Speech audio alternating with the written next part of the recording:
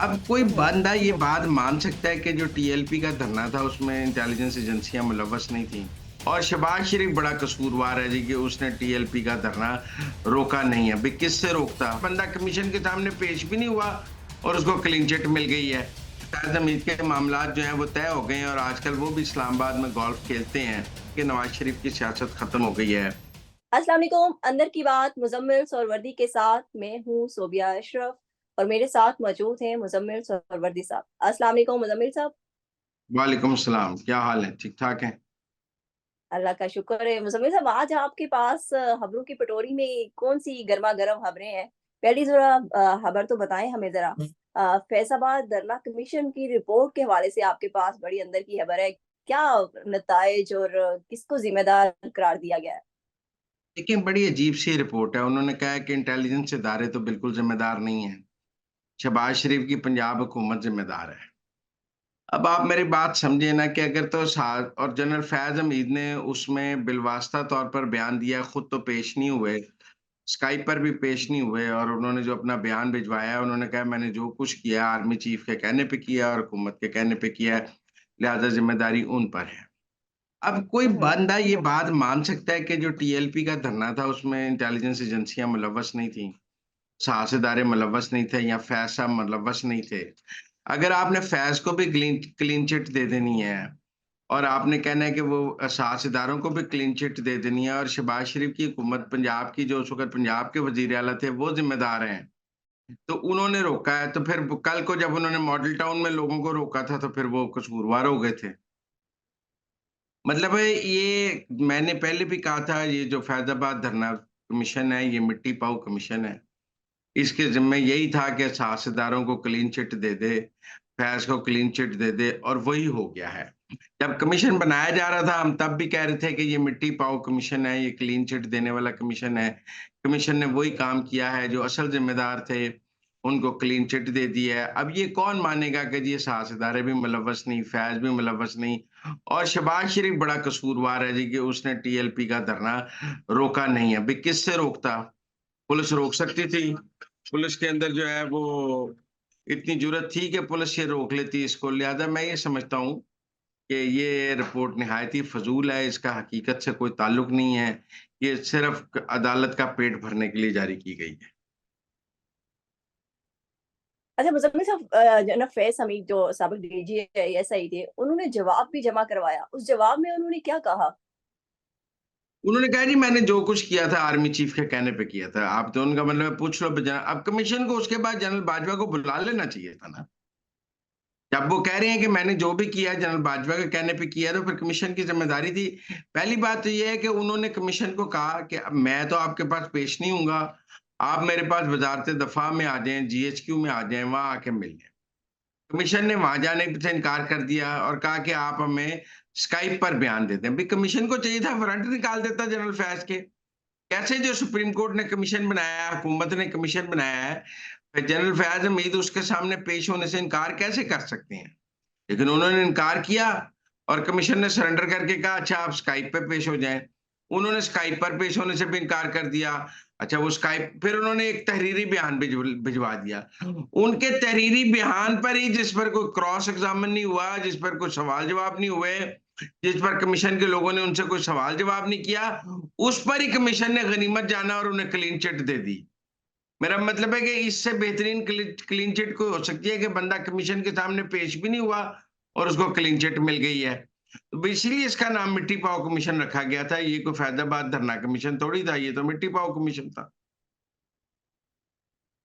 ठीक हो गया मुजम्मिल साहब, ये आपने बड़ी अंदर की खबर बताई है हमें।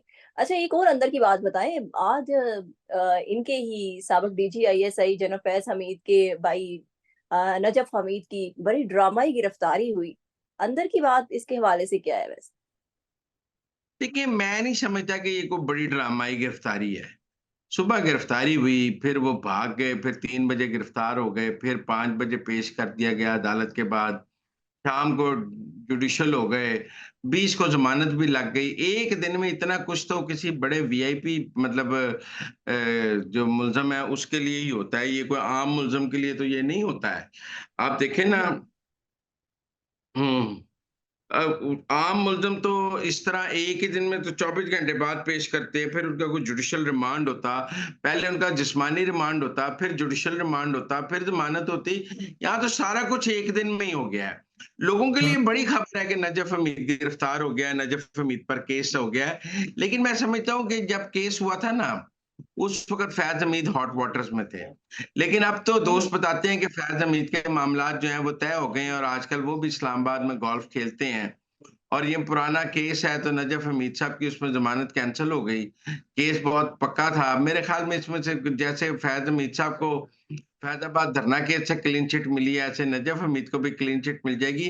अगर होना होता तो कोई रिमांड हो जाता, फिर जुडिशियल होते। मुझे ना रिमांड होता नज़र आया तो और जो दो फ़ौरन ही पेश कर दिया 1 घंटे में, तो कहीं न कहीं से तो फ़ोन ट खड़के हैं ना।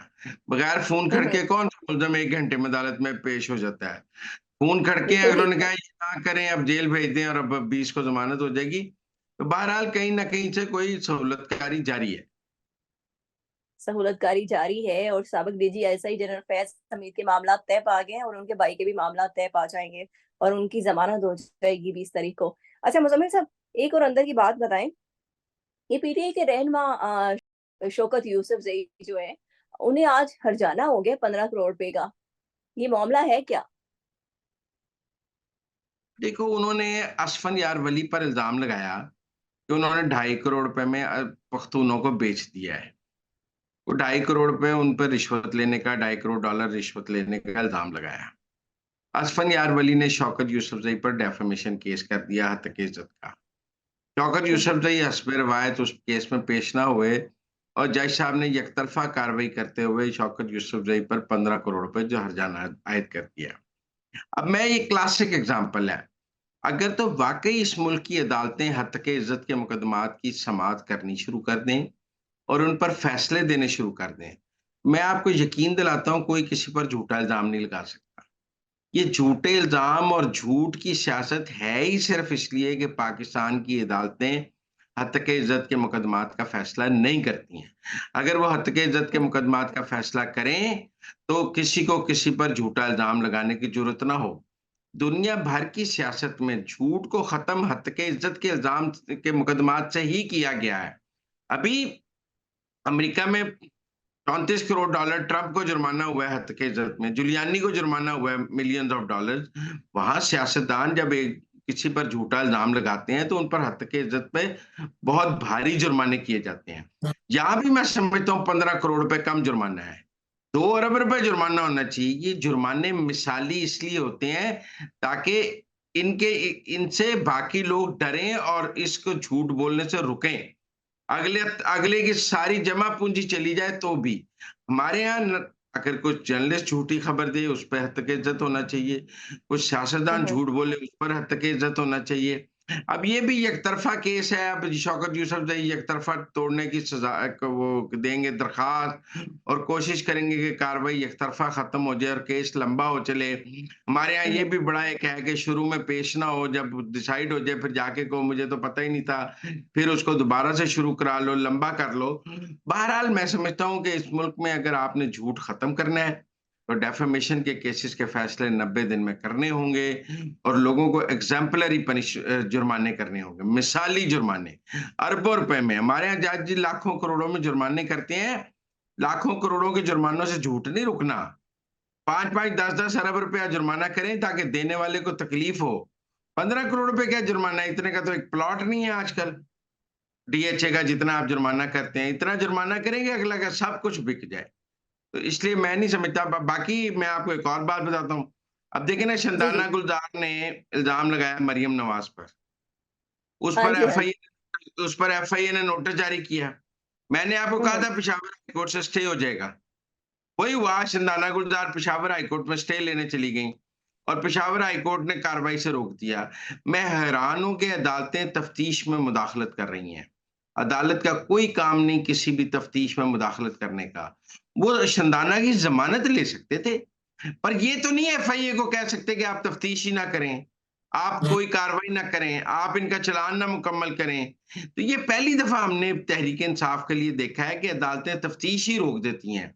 और कहती हैं कि नहीं, इससे आगे आपने तफ्तीश भी नहीं करनी है, जिसकी वजह से लोगों को और झूठ और झूठे इल्ज़ाम लगाने का बड़ा मौका मिलता है और वो कहते हैं कुछ नहीं होता, पहले झूठा इल्ज़ाम लगाओ, नोटिस आया तो जाके अदालत से स्टे ले लेंगे। फिर कई साल वो स्टे चलता रहेगा और झूठ भी चलता रहेगा। तो इसलिए पाकिस्तान में अगर हमने झूठ की फैक्ट्रियाँ खत्म करनी है, तो एक तो अदालतों को ये स्टे देने बंद करने होंगे और दूसरा जो है डेफेमेशन के मुकदमात का फैसला करना। बहुत सारे लोग पिछले दिनों से ये कह रहे थे कि नवाज़ शरीफ की सियासत खत्म हो गई है और अब नवाज़ शरीफ के पास क्या है? तो आज बजट इजलास नवाज़ शरीफ ने पंजाब काबीना की सदारत की है और पंजाब के काबीना के और सारे फैसलों में वो सबसे आगे-आगे थे। क आपको आगे वफाकी काबीना में भी वो नज़र आएँगे। और जो लोग समझ रहे थे कि नवाज़ शरीफ का आगे कोई रोल नहीं है, वो समझें कि मरकज़ और पंजाब की हुकूमतों दरअसल नवाज़ शरीफ की क़यादत में चल रही हैं और आज नवाज़ शरीफ ने पंजाब काबीना के इजलास की मरियम नवाज़ के साथ सदारत करके ये साबित किया है कि वो बिल्कुल हुकूमती मामलात में भी एक्टिव हैं और सियासी मामलात में भी एक्टिव हैं। बहुत सारे हमारे दोस्तों ने ये पेशेंगोइयाँ की थी कि वो वापस लंदन चले जाएँगे, उनकी सियासत ख़त्म हो गई है। तो मेरे ख़्याल में उन सब के ये तज़्ज़िये गलत साबित हो गए। बल्कि ये भी कहा जा रहा था कि उनको दीवार से लगा दिया गया है। दीवार से लगा दिया गया, तो ये सब तज़्ज़िये गलत साबित हो। Thank you so much Muzammil साहब कि आपने हमें अंदर की खबरों से बाखबर किया। मुज़म्मिल साहब के मुताबिक पंजाब और वफाक की गवर्नमेंट नवाज शरीफ के फैसलों से ही चलेगी और दूसरी जो मुज़म्मिल साहब ने बात की है कि हद के इज्जत के मुकदमात का 90 दिन में फैसला होना चाहिए ताकि मुल्क में इल्ज़ामात की सियासत का खात्मा हो सके। इसके साथ ही मुझे और मुज़म्मिल साहब को इजाज़त दें। अल्लाह हाफ़िज़।